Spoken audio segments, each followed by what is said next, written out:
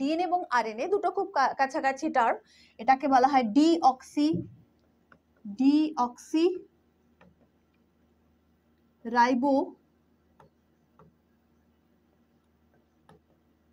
Nucleic acid, whereas RNA হচ্ছে ribo nucleic acid. তাহলে দুটো টাইপের অ্যাসিড আমরা পাচ্ছি, একটা হচ্ছে কি যে ডিএনএ আর একটা হচ্ছে আরএনএ। দুটোই আমরা কোথায় পাচ্ছি? কোষের মধ্যেই পাচ্ছি। ওকে, তাহলে ডিএনএ এবং আরএনএ এর মধ্যে তাহলে তফাৎটা কোথায়? আমি ডিএনএ স্ট্রাকচারটা একটু দেখাই। স্ট্রাকচারটা পড়লেই আমরা ডিএনএ এর সাথে আরএনএ যে ডিফারেন্সটা সেটা আমরা করে ফেলতে পারবো খুব সহজে। দেখো, ডিএনএ আবিষ্কার করেছিলেন কি কে? ওয়াটসন এবং ক্রিক। ওয়াটসন ক্রিকের মানে নাম অনুযায়ী ডিএনএ যে মডেলটা সেটাকে আমরা ওয়াটসন ক্রিক মডেল হিসেবেও বলে থাকি। ঠিক আছে, এটা একটা দ্বিতন্ত্রী স্ট্রাকচার বা ডবল হেলিক্যাল স্ট্রাকচার। ওকে, তো দেখো ডাবল হেলিক্যাল কেন বলছে? এটা দুটো স্ট্র্যান্ড, মানে এই একটা স্ট্র্যান্ড আর এই একটা স্ট্র্যান্ড, দুটো কিন্তু পুরো কয়েল অর্থাৎ একদম দড়ির মতো পেঁচিয়ে রয়েছে। ঠিক আছে, তো সেই জন্য এটাকে বলা হয় দ্বিতন্ত্রী স্ট্রাকচার। এবার এখানকার মধ্যে আমরা কি কি পাচ্ছি?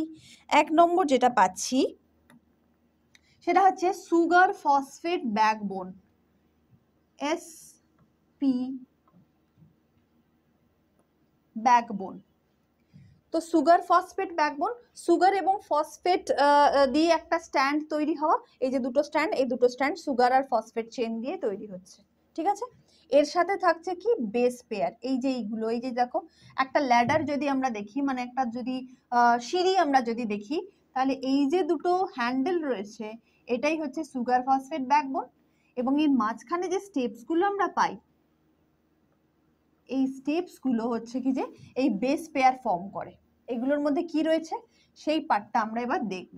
এগুলোকে বলা হয় এক একটা নিউক্লিক অ্যাসিড। দুটো করে করে নিউক্লিক অ্যাসিড যোগ হচ্ছে। নিউক্লিক অ্যাসিড কি?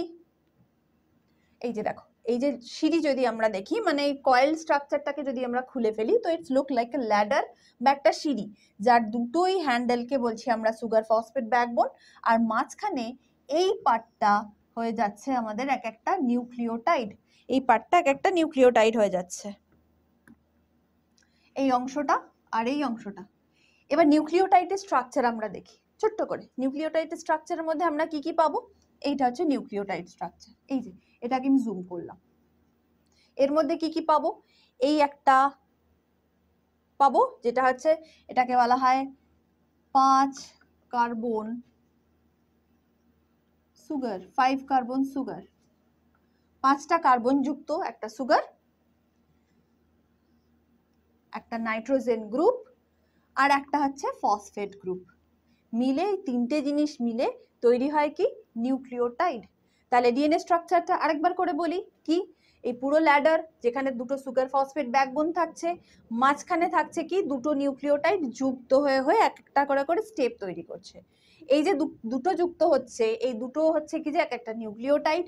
নিউক্লিওটাইডটাকে যদি জুম করি তাহলে তিনটে অংশ দেখবো নিউক্লিওটাইডের। কি কি? কার্বন মাঝখানে, এদিকে থাকছে নাইট্রোজেন বেস, আর এদিকে থাকছে হচ্ছে কি যে আমার ফসফেট গ্রুপ।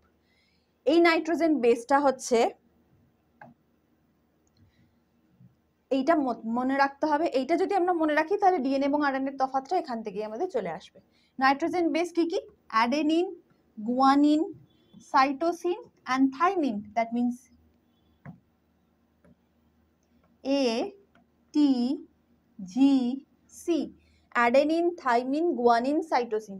এবার যদি আমরা আরএনএ তে দেখি সেম জিনিস, সেমই পাচ্ছি, বাট ডিফারেন্স কি হয়ে যাচ্ছে? A U G C, এটা হচ্ছে DNA and this one RNA. তাহলে ডিএনএ আর আরএনএ এর মধ্যে তফাৎ এই জায়গাটাতে। ডিএনএ তে টি থাকে, দ্যাট মিন্স দেখা গেল থাইমিন থাকে, আর আরএনএ তে থাকে হচ্ছে কি যে ইউরাসিল, এই পার্টটা থাকে, যেটা এখানে ইউ নেই এবং এখানে টি নেই। So this is the basic difference. আর একটা মেন ডিফারেন্স কি পাবো? ডিএনএ কে এক্ষুনি বলেছি যে দ্বিতন্ত্রী অবস্থায় পাই। ম্যাক্সিমাম ক্ষেত্রে এরা ডাবল হেলিক্যাল স্ট্রাকচার, মানে কয়েল করে থাকে, যেখানে আরএনএ আমরা সিঙ্গেল স্ট্র্যান্ড কন্ডিশনেতেই পাই। এটা ডাবল স্ট্র্যান্ডেড পাই, এরকম পেঁচিয়ে থাকে, আর এটা হচ্ছে সিঙ্গেল স্ট্র্যান্ডেড কন্ডিশনে পাচ্ছি।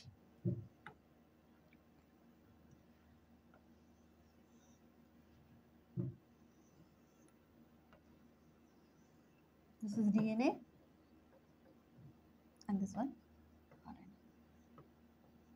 Basic key A, T, G, C and this one A, U, G,